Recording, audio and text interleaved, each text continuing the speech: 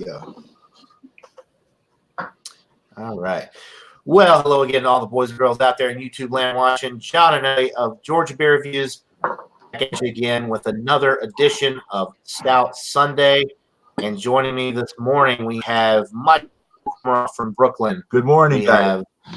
Good morning, Michael. We have Robert the Whiskey Scout from Kansas, and we've the one and only Ronald J. Terry of Louisiana White Stout Reviews. All right. Good morning to everybody. Yeah, go Saints. I think Good morning. who are the Saints playing today, Ron?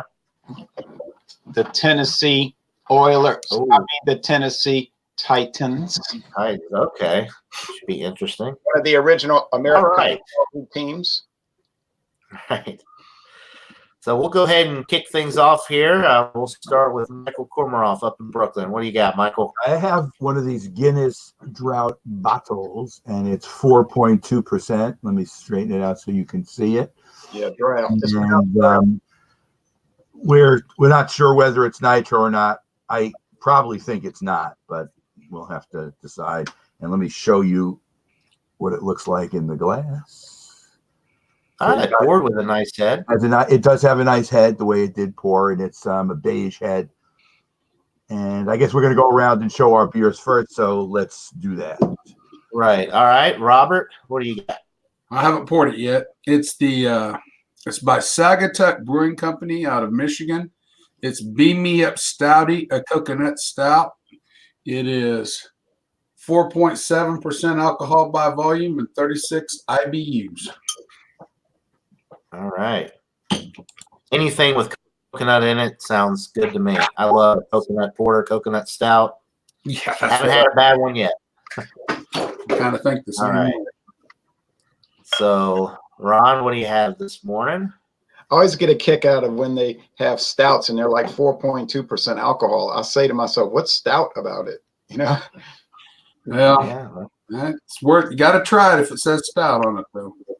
Right. I'm not ridiculing it. I'm just saying it doesn't seem very stout. When I'm I thinking, agree with you. I got a 12 pack, and it's got 4 different types from Saugatuck. They're all stouts, and I'll be doing next few Stout Sundays we do. And I think around 6% is the highest ABV on any of them.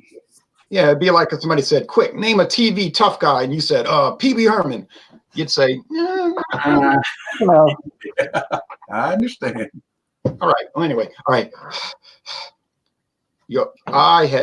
Keep sipping. I have, what is there? Dragon's Milk White. Bourbon barrel aged white stout. I think I read somewhere they said this is David Duke's favorite stout, but I don't know. But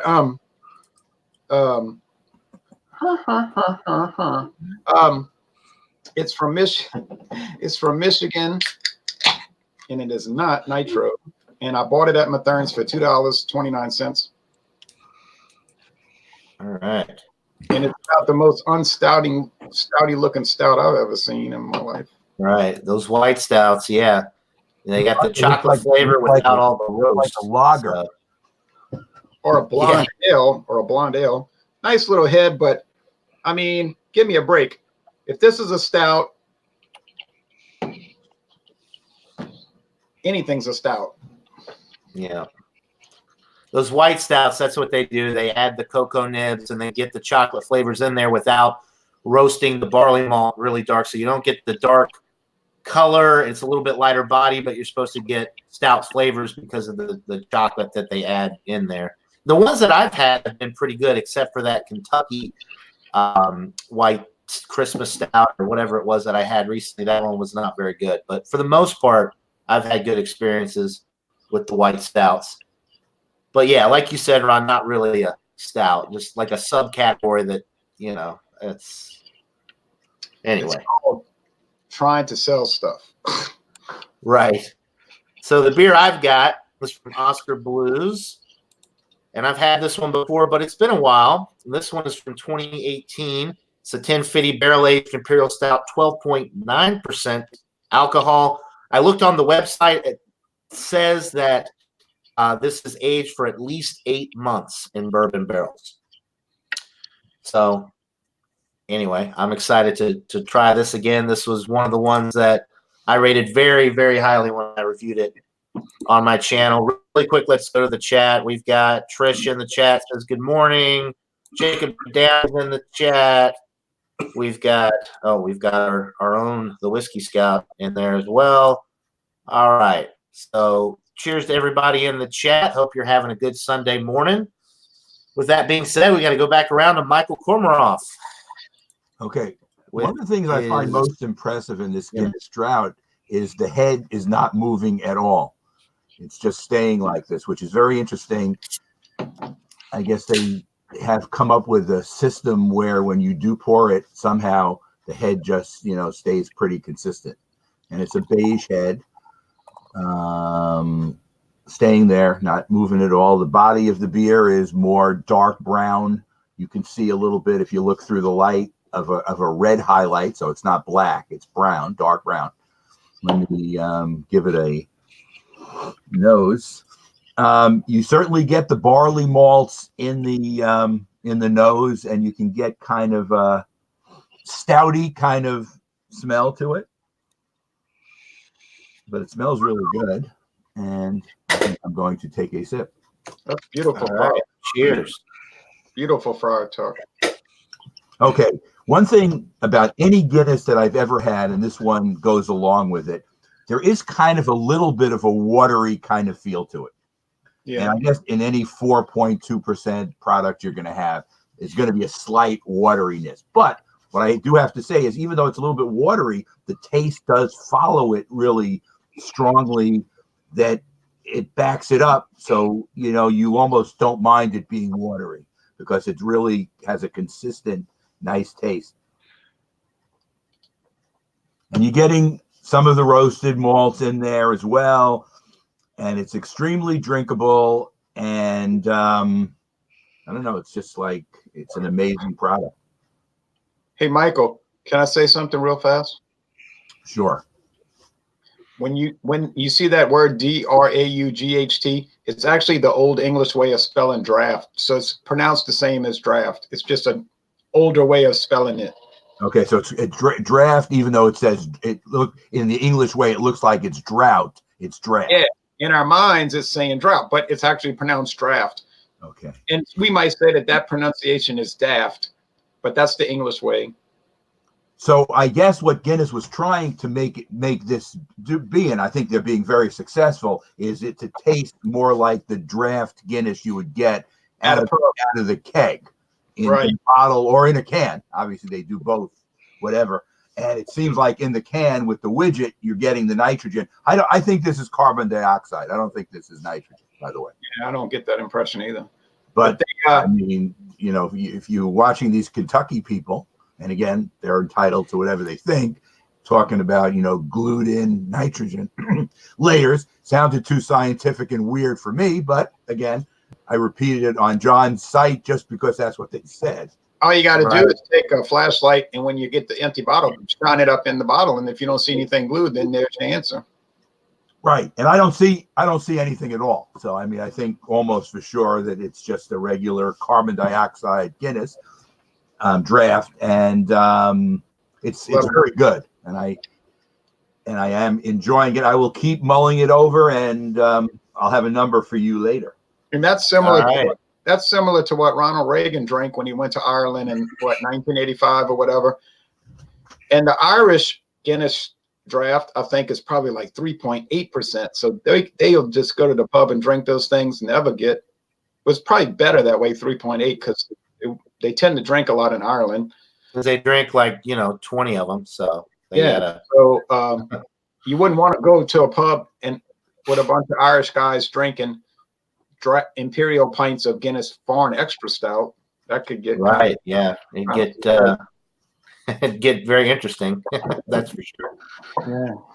All right, we've got Sut in the chat, says he's enjoying the morning in the deer woods, taking a break with you guys. Well, thanks for taking a break with us on this fine Stout Sunday morning. Hope you enjoy your deer hunting. All right, so Mr. Whiskey Scout, you're up. First, I thought maybe it was a little flat. It didn't pour with any head hardly at all. But the packaging date on this is 9/13/19, clearly marked right there. So,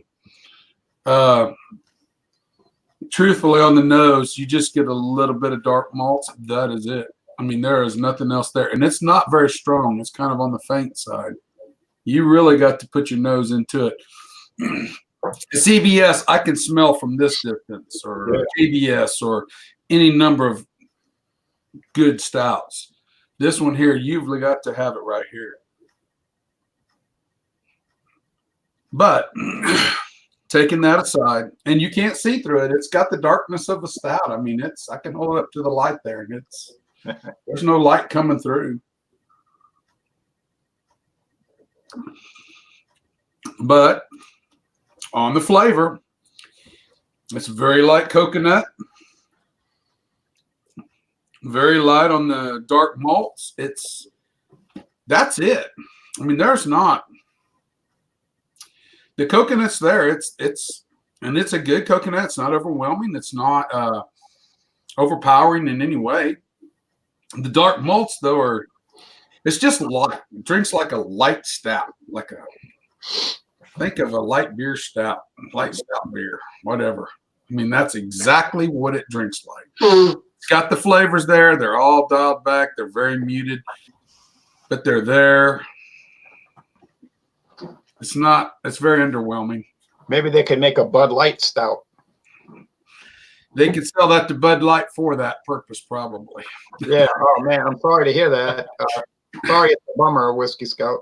Well, it has some redeeming qualities in the fact that it's not bad in any way. It's just so doggone light and so underwhelming that after you drink a lot of stouts like I have with you guys over the last year or so, this one is like, well, it's there. I mean, it sounds like my experience this morning with Clubhouse versus Ancient Age Preferred. I was saying, well, they exist. I mean, you could drink them.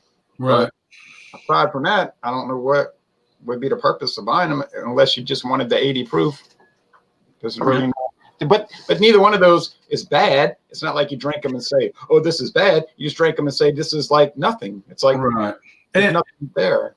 And this has been out since about 9:15. I took it out about 15 minutes before we went online, so it's had plenty of time to kind of warm up and let the flavors develop like you would normally do with the stout. So it's not like I'm drinking it super cold straight out of the fridge.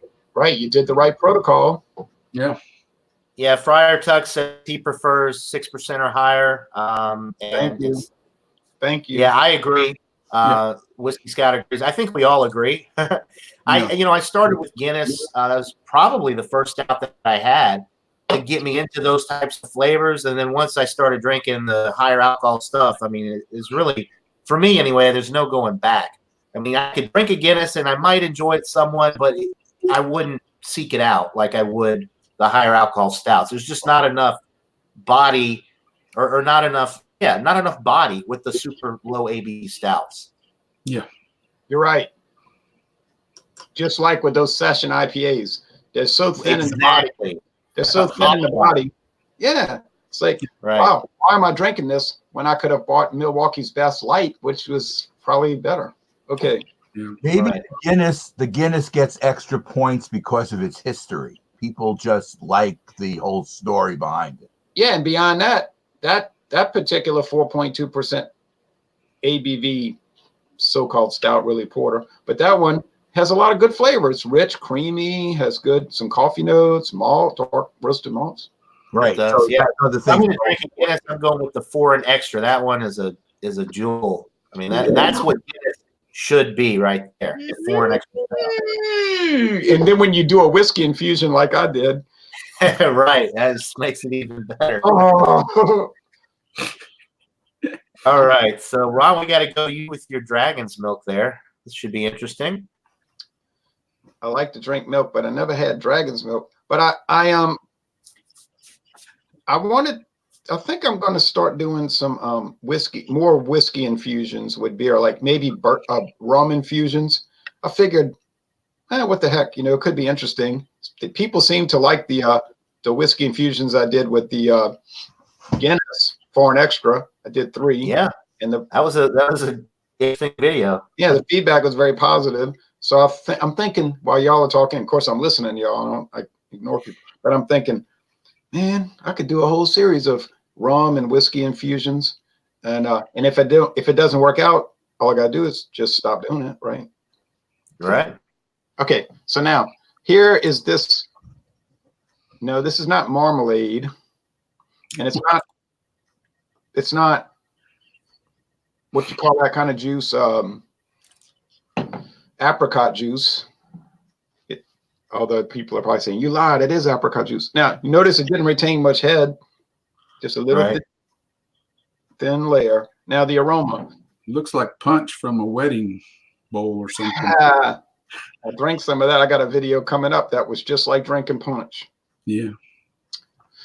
But it was 8%. All right. This thing smells like, honestly, it doesn't have a whole lot of aroma. You hate to say that, but and it's not sitting here dead cold. I've been having it out for a good while. You get a little faint, and I mean faint bourbon barrel. Kind of like what I was referencing earlier, the Ancient Age Preferred Blended. You get a faint barrel just because of the 20% straight bourbon that it has in there, but it's so minimal, it's almost not even worth mentioning. So I don't know why it's strange that they're like touting it, bourbon barrel aged, you can't taste it, can't smell it. All right. It's there, but it's really faint. I really get a like a juice. It's gonna sound crazy, but like a juice aroma, like some kind of chutney. Like, wow, this is really what I want with stout, chutney. But I would like some chutney on crackers. The flavor. I guess the body's heavier than I first thought when I did the original video, but not really heavy bodied. I heard some other people doing videos talking about how heavy bodied it is, and I don't see that. Medium bodied, yeah. I'm getting chocolate, so they must, like John said, the chocolate nibs or something. Maybe vanilla.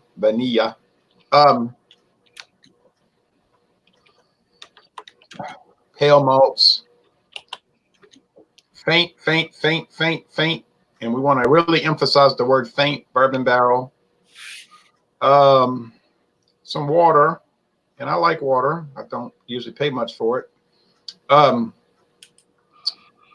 Don't think water is a real selling point for a stout. Bitterness is non-existent, even though it's 35 IBUs and no bitterness. I don't know. To me, this is like a big failure for Dragon's Milk from New Holland. I was almost reluctant to post a video I recorded yesterday. I said maybe I just won't post it because I did some comparison with cheap beer. And I thought people were going to get really angry, But now that I'm doing a second tasting, no, I'm going to go ahead and post that because I'm even less impressed this time, and I gave it a dang B- on the solo. Sorry, Dragon's Milk. Sorry, New Holland. I noticed that you've become one of Pabst Brewing Company's listed brands. It says our brands, and there's Dragon's Milk. Has Pabst put their black magic on you and turned all your beers into Pabst Blue Ribbon and Pabst Blue Ribbon Light? Let's hope not. Makes one wonder, don't it? Well, as you can tell, you can see where I'm going with this one. Yeah. Well, I liked it a lot more than you're liking it now. If I remember correctly, when I reviewed it, I gave it like a 94, I think, or 95. Oh, yeah, it's probably best that we don't do videos together anymore. So, yeah, I don't know if we're going to be able to hang out after this, Ron.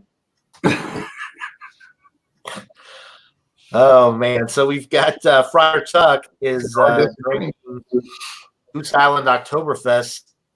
Or no, he's saying that it's going down now, $8 a 15 pack. And his Best Buy date was February 6, 2020, so works for him. Oh, that's very workable. That's very workable. I'd be on that like white on rice. I don't think I've had. Yeah, you know what? I have not had the Goose Island Oktoberfest. We don't get a lot of Goose Island stuff here at all. We get the IPA. Same here. Same here. I think that's pretty much it. Georgia is one of those states that Goose Island just doesn't distribute a lot to because of our alcohols. So the consumer is punished for the state's law. And we're being punished because we didn't buy it. Right. In other words, Goose Island hit the shelves with a flash, and people said, "Oh yeah, oh well," and it didn't really sell. So Goose Island Draft is at a lot of local restaurants, bars, and it sells very well. So I know if Goose Island brought more of their beers to Georgia, I know they would sell. Now, to qualify what I was saying, when you go to the Saints football games or the New Orleans Pelicans basketball games or the Tulane football games, Tulane University football games, they always have Goose Island beers on draft at various stands because of the heavy presence of Anheuser-Busch at all these games. So, yeah, it does seem to do well on draft, and it probably tastes a lot better on draft. So, but in the grocery stores, I don't really see it doing too much. It seems to be a very slow mover from what I can. Okay. All right. Well, we'll go to yours truly here. The 1050 barrel aged 12.9%. It's a year old now. Golly. I love this beer. Actually, it's more than a year. It was 8 months aged and then canned. So it's more like 2 years old if you consider the bourbon barrel aging. So the aromas I'm getting: dark chocolate, dark toasted bread notes, definitely the bourbon barrel presence. A lot of bourbon notes with this one on the aroma. You can tell that it's a higher ABV beer because of all the barrel notes, but it doesn't really smell boozy. Like the alcohol's not coming through so much, but I am getting those barrel notes if that makes sense. It even has a little bit, and I've always gotten this with the barrel aged version of this. I've never actually had the regular 1050. I'd like to try it, but I never see it. I'm getting a little bit of like a berry thing with this, like maybe a raspberry or like a Blackberry or raspberry, somewhere in there. Which I find that with a lot of barrel aged beers, that little berry note does seem to be there, and it's definitely there with this. It smells absolutely delightful. Roasty, toasty, slightly fruity, definitely bourbon notes on the aroma. I mean, the head, it poured with like a 2.5 finger beige head, which is kind of died down, but as you can see, it's still got that little thin layer of creamy head on it.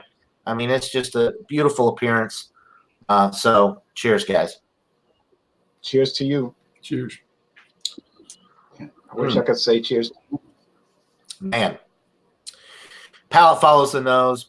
Super roasty, toasty, a lot of toasted bread notes, some nice dark chocolate notes coming through on the palate. A little bit of a berry note is coming through as well. The barrel presence with this is outstanding. If you like bourbon and you like barrel-aged products, you cannot go wrong with this beer. Robert, this is one that I would definitely recommend to you if you have not had it yet. I've not seen it. It's incredible. It's got some of the best bourbon character that I've had with a barrel-aged stout. So I got to see it first. It's sometimes you know how it is. Some states. Oh yeah, no, I know. It's like here. I can't find the regular 1050, but I can get the barrel aged anytime I want. We do have Oscar Blues. I've seen Oscar Blues for sale before, but I don't recall seeing that one. Hey, right, John, they're out of Colorado, so that's not too far. No. So yeah, they probably. I'm sure they distribute. It's next door. Hey, John and Illy. Yes, sir. That those fancy pants Bourbon County beers you were talking about. Yeah. Like the red label and all, and then they got the Moncherie. They have them at Mathern's for $19.99. Now, I don't know if that's a good price. I don't know if that's a good price.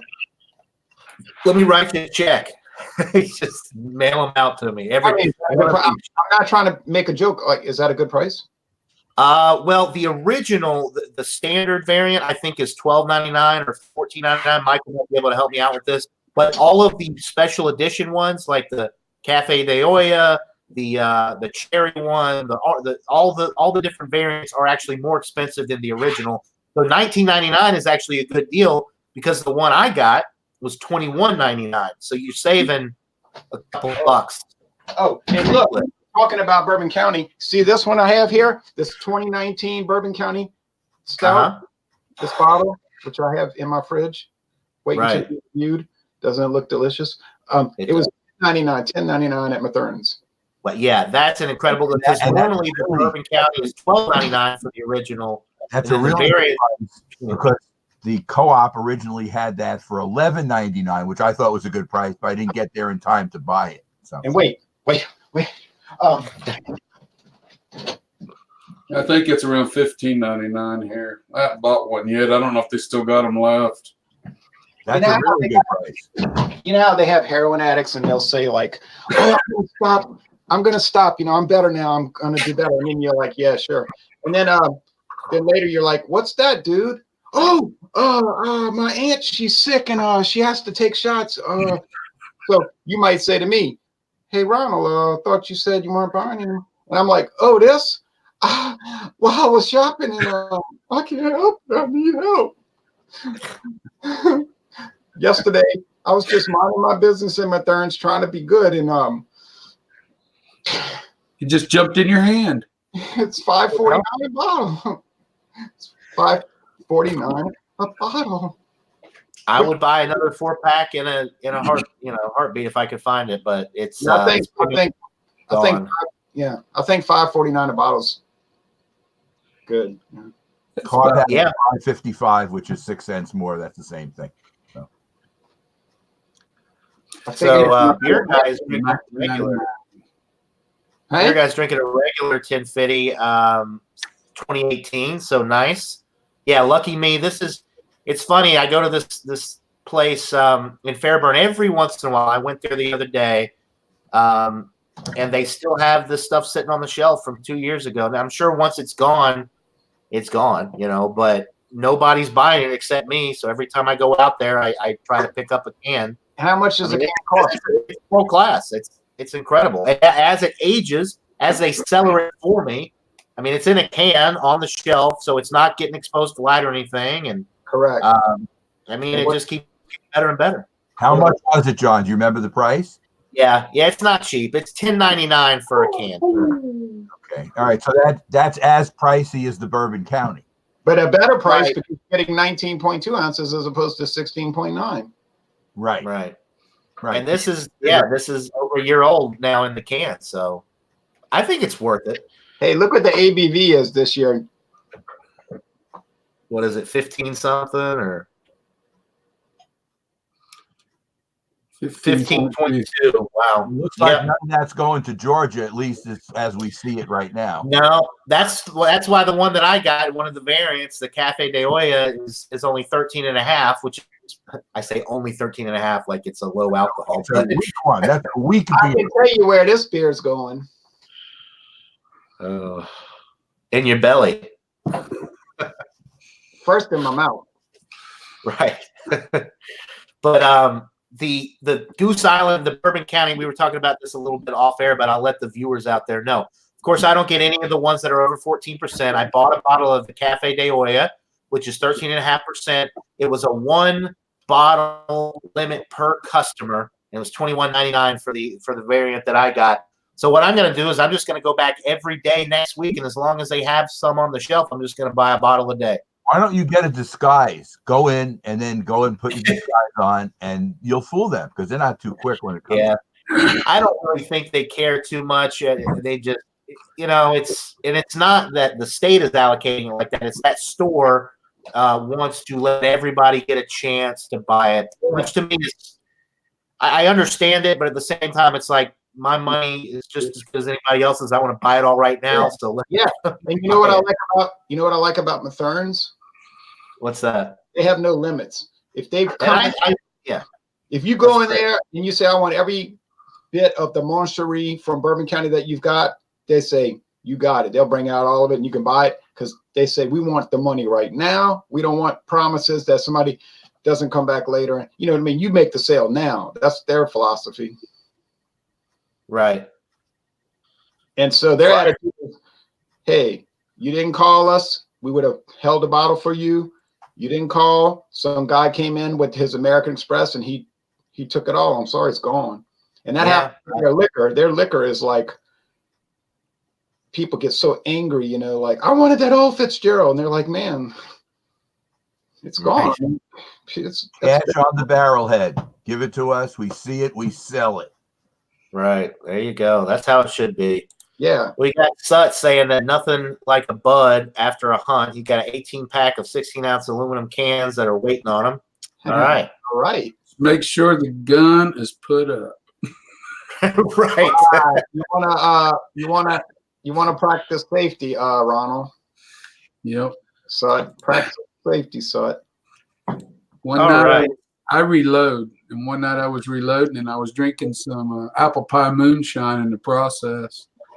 And there comes a point where you know that you should not put powder or primers in shells.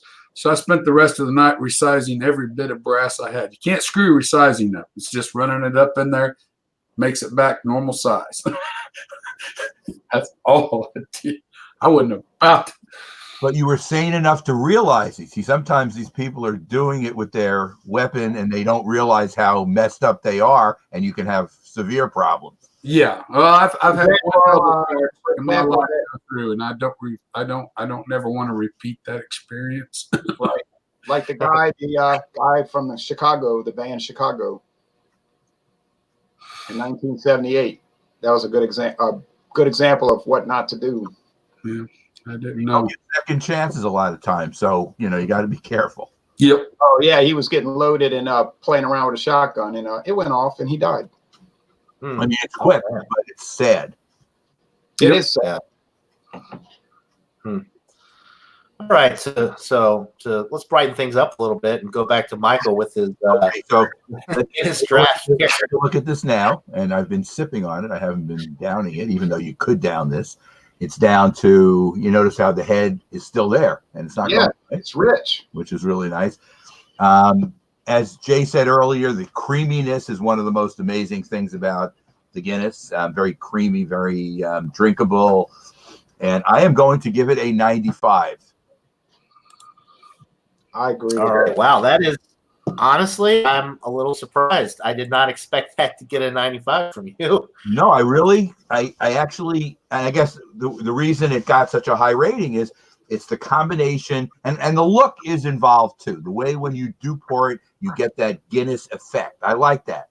That gets a couple of extra points for me. But it's so creamy. Now, admittedly, it's only 4.2, but I have to evaluate it as a 4.2 product. You can only get so much out of it. And maybe it's the Guinness name in my head, and I've been drinking it for so many years. I just really find it's on the edge of being world class. That's how good it is. Oh, it's a macro. It's a macro.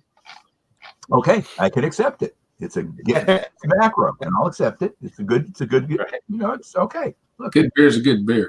Guinness I'm gets extra. just playing off of what I hear from people sometimes, Yeah, I have a long history with Guinness, and because of it, maybe it gets extra points. I don't know. Just I have it's in my heart. I really love Guinness. The nostalgia factor. I do too. I think Guinness makes excellent beer. My least favorite is the Guinness Draft. Not to say it's a bad beer, but I mean, I'll take the Guinness Extra Stout and the Foreign Extra Stout. I buy them quite often, and particularly the Foreign Extra Stout. It's hard to beat the quality that what you're paying for, that kind of quality. It's kind of like the least favorite of Wonderful, right?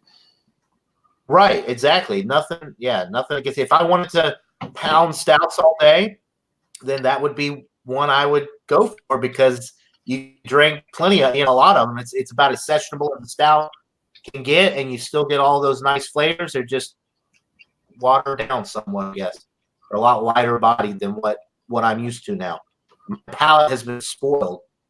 yeah. So, all right, Robert, we got to go back to you. All right. I'll point out something real quick.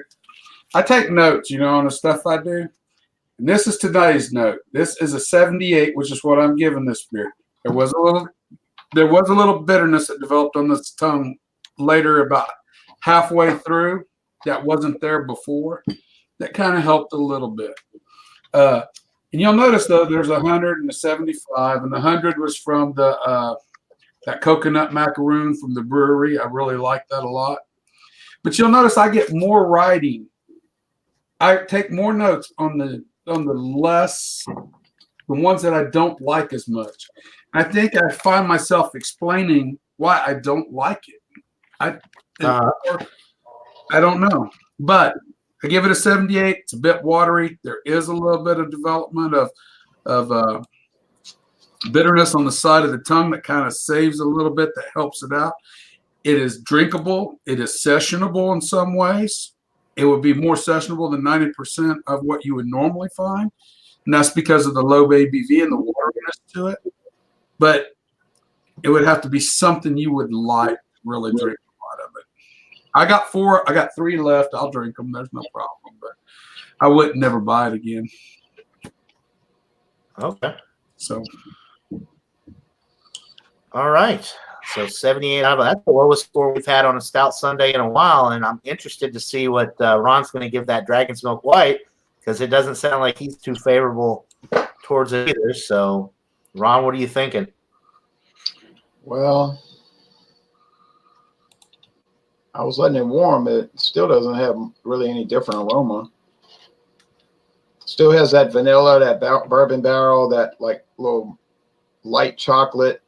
Maybe they add like Hershey's milk chocolate chips.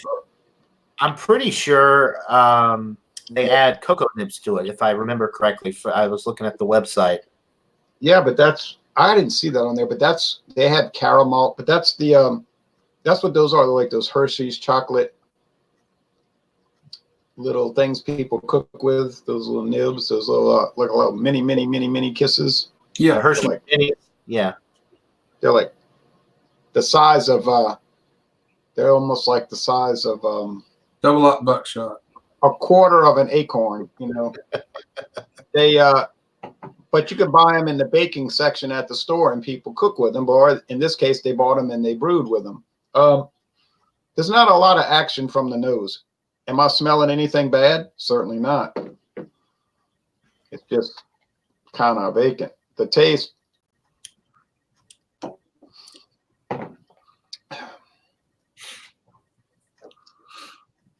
it just ain't happening. I gave it an 81 on the first go around. Yeah, I'll probably say about 80. It's a B minus. I mean, you could buy it if you want. I mean, I'll just go buy. It's caused a lot of trouble. I'll just go buy natural. I mean, I'll go buy Keystone Ice. Has more flavor anyway, and it's $8.49 a 15 pack. Now I'm going to add some of this. there you go. Now, I only paid $1.99 for a liter of this, and if you go to Dorgnax, it's $20 for a bottle. This may not improve it, but I don't think it's going to hurt it. Let's see here. Now I'm being mocked. I'm being ridiculed live on the internet. That's it. That's sad. I have friends. Everybody's mocking you. I have friends who do stuff. I wonder sometimes if they're crazy doing it. Well, I know I'm just mocking my own insanity. You know what I mean? I'm just kidding. Well, now it smells like that dull stuff with Robitussin. So if you have a cough, this might actually. I don't think New Holland. Holland. It's way better now. It's way better now. New Holland was not looking for this kind of feel to their new product. Let me tell you something, New Holland. You should have got together with Diageo and you should have aged it in pie hole barrels and made it 10%, and you'd have had something better. Because now it tastes kind of like you know those it's like a granola. No, it's not a granola. It's something from McKee Foods, like Little Debbie, and they're like filled with like cherry, but it's like some kind of grain dough on the outside.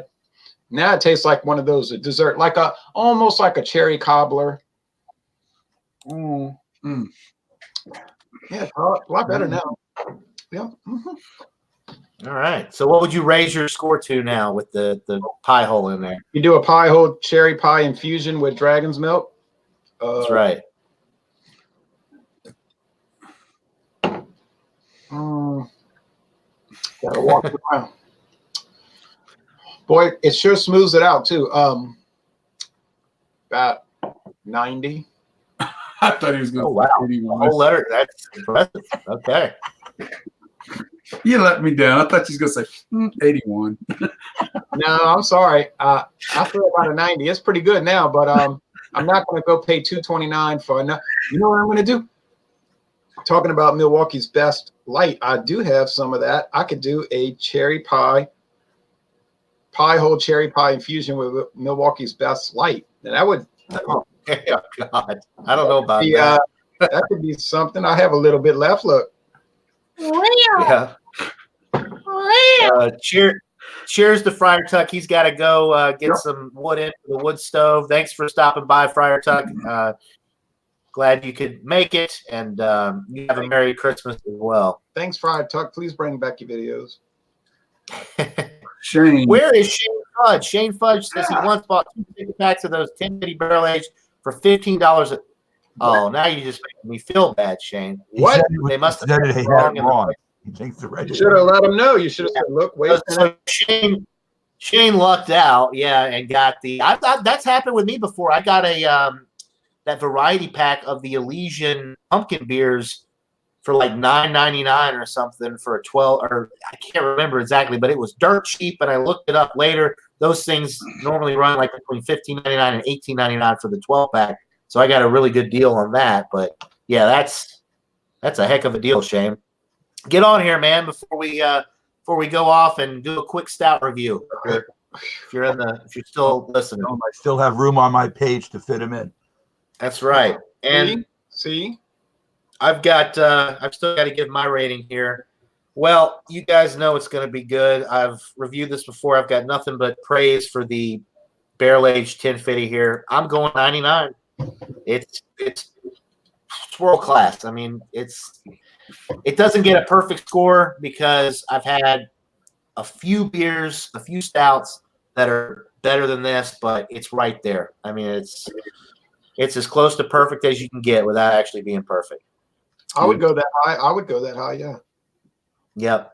So I'm gonna try. Let me try to put this. Let's see how this works. I spent an afternoon with David one time that started good. It started out well with that product you're drinking. It didn't end well, and I said, I'm not going through this again because he's like, let's drink some of this 1050 Imperial barrel age, and then he's like, now since we did the appetizer, let's do all this. And I was like, oh no, so don't use 1050 barrel age in a stovepipe can as an appetizer. Believe me. Right. That's a finisher. That's a one and done. He gets kind of exuberant. John and Ron and Robert, do any of you get Victory? Used to. Yes, I do. I don't know what that is. Okay. I have to look for it. Been about 6 years here. Nope, I've never Ooh, seen anything like that. I have never seen that. When I buy the Sour Monkey a lot, that's one of the This is sours that they make. a limited release series. It's with cold brew milk stout, 8.2. Okay. I saw a cold brew coffee beer the other day, but they wanted too much for it. It's from New York, Rochester, New York, and it was they had a 4-pack for $10.99, but I was like, nah, I ain't paying $10.99 for 4 cold brew coffee beers. But I'm sure it tasted good. I'm sure that tastes good. What's the cost? This one was $2.55, which I thought was a little on the pricey side, but it's new and it's different. So What's the ABV? 8.2. 8.2. Oh, well, now see, I'd have bid if they had it at 8.2 for the 4-pack. I'd have bid on it. But for 5%, I said, And the other thing I want to show, which is not a stout. Have you seen this? It's from Innocent Gun. It's their Scotch. Oh, the original. No, Yeah. it's their Scotch. It is a jewel. That's an awesome beer, Michael. Yeah, you're gonna love that. And it's only 6.5%, which means at least with these, you could drink it without saying to yourself, well, I have a couple of these and I'm going to be, somewhere else. And, with some of the other barrel. And the thing about the Innocent Gun, too, they have the different version. They have a rum barrel. They have a whiskey barrel. That's the original. All of the Innocent Gun beers that I've had have really good barrel presence. They're cheap. You could buy a 4-pack, or I think it's 4 packs. Yeah. Bottles for a pretty reasonable price, and you're getting individual bottles. A lot of quality. This was $2.12 for a single. I thought that was okay. That's a good deal. That is a good deal. Yeah, they're not aged in bourbon barrels. They take the barrel pieces and age them in the beer, kind of like the Budweiser. So stave aged, basically. Yeah, it's like barrel in the beer, not beer in the barrel. Even though they do say on the label, so that's interesting because it does say on the label barrel aged, I believe. So it's kind of misleading if you look at it that way. It could be still been a barrel that they've added staves to. So it's still barrel aged, but they add, maybe it's just a standard barrel, and then they go ahead and add the staves in with that barrel. I don't know. If you read their website, they're saying we don't put it in a barrel. We put the barrel in the beer. I'm just telling you what I read. I'm just going on what John. You can still have barrel aged beer that maybe it still adds the staves within the barrel, because it's somewhat like what Maker's Mark does with their Maker's 46. They got the regular new barrel in there, but then they go ahead and they add sometimes staves from wine barrels inside that barrel, and that is how they develop the flavors in there. I mean, okay. So they can still, and it's still barrel aged. You can do beer the same way; it can still be barrel aged. It's just with staves added in the barrel. Now, John and everybody, the Budweiser one with the staves in it, which is what, Copper Legend? What's it called? Copper Lager. Copper Lager. Copper Lager. Yeah, that's my favorite. I like it better than I do the Black Lager. That one's a good product. Black Lager a little bit better, but I think they're both. That's a macro beer. Yeah, it is, and they do a good job with it. They surely do. And I'm going to go ahead. I haven't heard anything official about that, but I'm going to go ahead and say that the Copper Lager is a permanent fixture in the Budweiser lineup because it's been out longer than any of the other, the special release beers from Budweiser. The Reserve series from Budweiser. It's the only one that hasn't been limited time. It's continued to be produced. I just saw the commercial again the other day with Charlize Theron, where she's in the bar and she's like, "Hold my beer." Wait, never mind. And she holds her Copper Lager and she's playing pool and darts and arm wrestling people, and they keep advertising it. They keep putting it out. The dates are fresh at my supermarket. Yeah. So I think it's a permanent fixture in their lineup. What do you think, Ron? Well, I think it's going to be not permanent, but it's going to go on until they can bring out the next new specialty. Yeah, but the Copper Lager, the Bud Black Lager has been released, and they're still making the Copper Lager. Usually, but what I mean is they'll probably bring it back, pull it out of the rotation for a while. People will contact Anheuser-Busch, "Where's that stuff? I want it," and then build up the anticipation again. Put it out, then pull it back, and then that's working better than just sticking something on the shelf and hoping, and then the hype dies, and then it dies out. So I think they're going to keep about every 9 months putting out a new edition. Might be Scotch, could be aged in Scotch whiskey. I think the Budweiser Copper Lager is here to stay. I think it's lived up to the hype, and I think they're continuing to buy it. So why would they want to? Right. Well, you asked me. That's what I'm thinking. No, I know. I disagree. Is $6.99 for a 6-pack? That's two things we disagree on. How could gonna have to? This is what on Stout Sunday morning. I demand people agree with me at all times. We're on the second release, though. I know what you're saying, John. I think this is the second release series on that Copper Lager. So, second year. Yeah. Anyway. So yeah, it just hasn't been discontinued. You've had the Repeal Reserve, you've had the Freedom Reserve, you've had the Discovery Reserve, you've had the Copper Lager, and now you have the Black Lager. All the other ones, except for the Copper Lager, have been discontinued when the next one in the series has come out.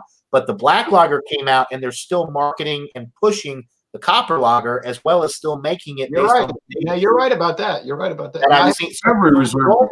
it's the only one that stuck around, which to me, in my mind, what I think is going on is Budweiser's, they're testing all these different beers. They're seeing which ones stick and which ones don't. The Budweiser Copper Lager has stuck. It continues to sell well. So I think as long as it continues to sell like it is, I think it's going to stick hey, around. why not? Why not? Now I have even more shocking news.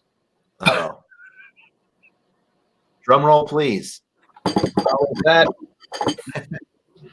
was at Mathern's the other day. Where else? And I noticed, just did a short, quick glance at their counter, and I glanced back immediately and said, so I proceeded to walk over to their counter where they put all their discount special deals from their distributor offerings.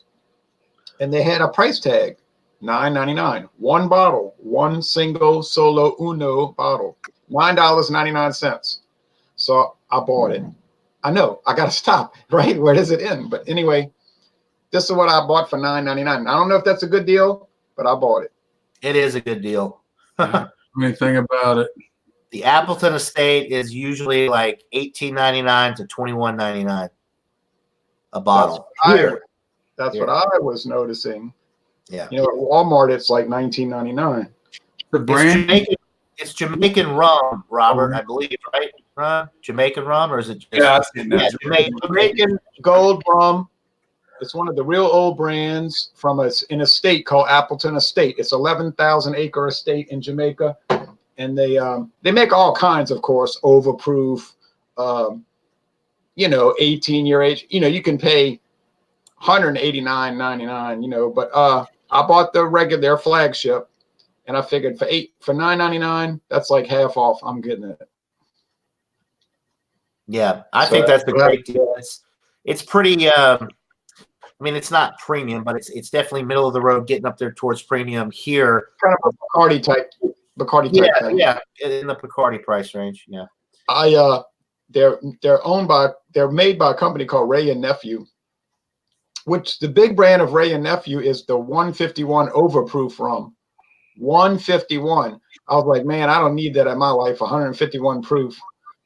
That just sounds like bad. That sounds like bad medicine, Bacardi used to make the Bacardi 151. A lot of people don't realize it's been discontinued, but it has. But the Bacardi 151, I tried that. I thought it was pretty good. It's about as smooth as you can get for something that's 151 proof. I'll put it that way. Yeah, Walmart always has the Ray and Nephew 151. It seems scary though. It's about $17.99, but golly, what are you going to do at 151 proof? Right. I know what you're going to do. Between the Bud Black Crown and the other one we've been discussing. The Black Crown did not have had nothing to do with bourbon barrels. So there were no staves in that one. Yeah, that was just a high quality malt liquor or a high quality Helles lager, which was very good. But I guess people said, why should I pay 35% more than King Cobra when I can just get King Cobra? It wasn't that much better than King Cobra, which was their premium malt liquor. So it just didn't. They were trying to market it like a nightclub beer, like guys with a nice dinner jacket, not a dinner. What do you call it? A club jacket, drinking out of a rocks glass. Like, yeah, I'm drinking some Bud Black Crown, and everybody was like, so it just failed. Tasted good though, but failed. Yeah, just like Miller Fortune. Yeah, Sut liked the Black Crown. I really like the Black Crown, and I really like the Miller Fortune. I have a Miller Fortune rocks glass. I'm really proud of that glass because those are hard to come by. I was actually at a bar. And the Miller rep was in there, and they were giving away the glasses to people that were trying the Miller Fortune.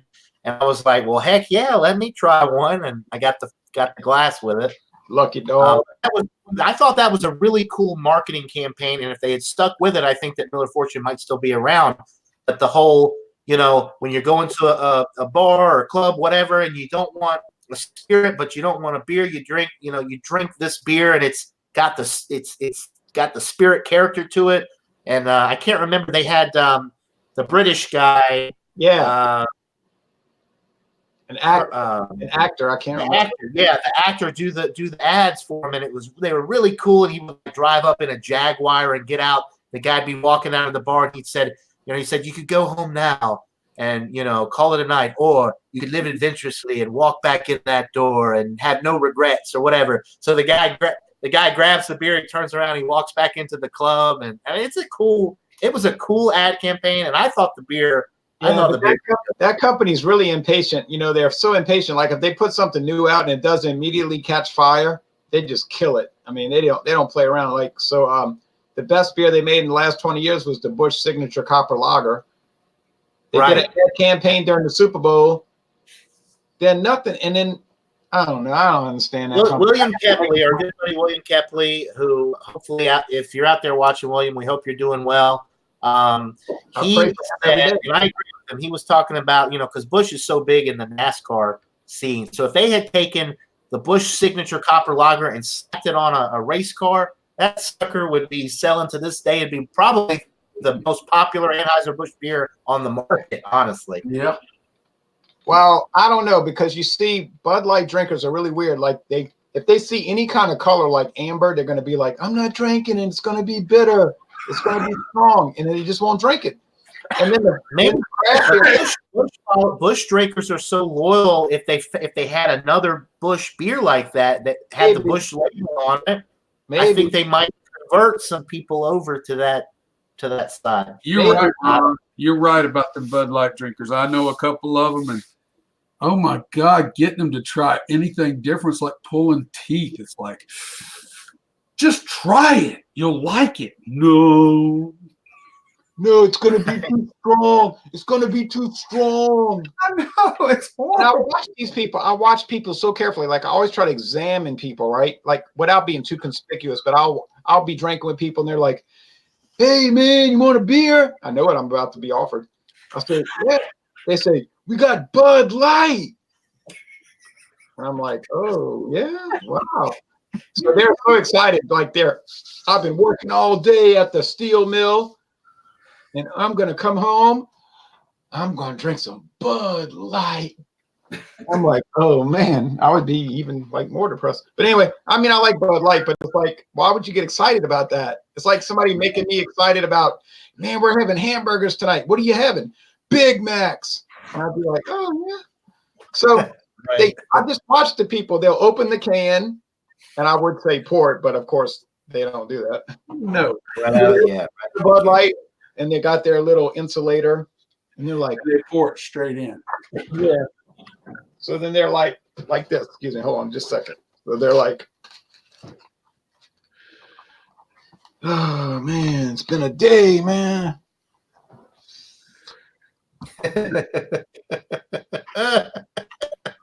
Yep. Oh man, you got some neighbors like that, don't you, Ron? That are always out in the garage working on cars and making a lot of noise, smoking their Marlboros and drinking their Bud Light, right? Just Yeah, so you know what you're talking about, Ron. Every time I go down to Louisiana, Jeremy keeps giving me these damn koozies for his Bud Lights. And he says, I'll just take it home with you. Don't worry about it. I got plenty more. Yeah, and these people, and I'm not putting them down. I swear I'm not.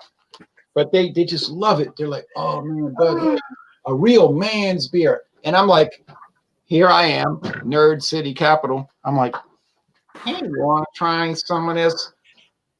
I even got more out in the garage in my toolbox. Right, so I'm like, Whiskey's got Robert. The ones that you just held up were the ones that I packed into your box. Was those the ones you did? Yeah, the I got a Servo and the Mountain Dew. Those were because I've got so many. I'm trying to get rid of them. So those are the It or wasn't at least that. a couple of Servo. Yeah, I've given up on trying to introduce stuff to people. I'm like, hey, you want to try some Modelo Negra, which is pretty pedestrian, right? Let me go out to my garage. I'll come back here with a bunch out of top of my we believe you, Robert. We know. Yeah, and if I tell them Modelo Negra or try to introduce them to like one of these stouts like CBS, they would be like, man, do you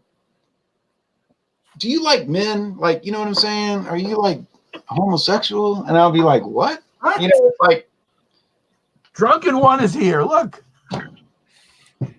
I don't get met with like really indifference when it comes to trying to get people to try it. I get met with like generalized hostility. It's like they're not. It's like you're trying to ridicule or imply that Bud Light is not the greatest beer in the world. Right. So by just introducing something else, it's like, what are you trying to say, communist? So I'm like, what? So I've given Hey, up. at least, I've given up. I don't care. I just do. I'm over here about my little hobby, like, oh, hey guys, try this. Let's try that. And I'll let everybody else enjoy themselves, and they can drink their Bud Light and have a great time. And maybe there's nothing wrong with that. Maybe if they want to eat their spare ribs and their beans and salad and drink Bud Light and smoke cigarettes and hang out all day and listen to the game. I mean, that's fine. all of that sounds good, except I would switch out the Bud Light for CBS or something like that. When we go off air, I'll explain a little bit more about Bud Light. I can't do it on. Which we will. Which actually, we're at the hour mark here, so I'm going to go ahead and take it off air. We'll end on this comment. Son has been with us the whole time. He said his son just put the dough down. Yeehaw! Inner loins for dinner. Yummy. So good for you, son. I'm happy for you and your son. That sounds really good. Enjoy that team pack of Budweiser while you're prepping that beer. And anyway, any final comments? We'll go ahead and wrap it up here. No, I don't have any final thoughts. No. It's been fun. All right. Yep. Thank you for having us. Yeah, thanks for joining. Thanks to everybody in the chat for watching and commenting. Great chat today. We wouldn't be doing this without you guys. Thanks to Michael Cormorant from Brooklyn, Whiskey Scout from Kansas, and Ronald Terrio of Louisiana Beer Reviews. Appreciate you guys joining. Hope everybody has a good Sunday. Enjoy the football games. Hopefully your weather is better than mine. Here in Georgia, it's going to be rainy all day, which is fine by me. I've got a nice stout to sip on to help the time go by a little quicker. Hope everybody has a great rest of the weekend. Until next time, everybody. Cheers. Cheers, everybody. And Merry Christmas. I'm empty. Happy holidays. Merry Christmas. Yeah, Merry Christmas, folks.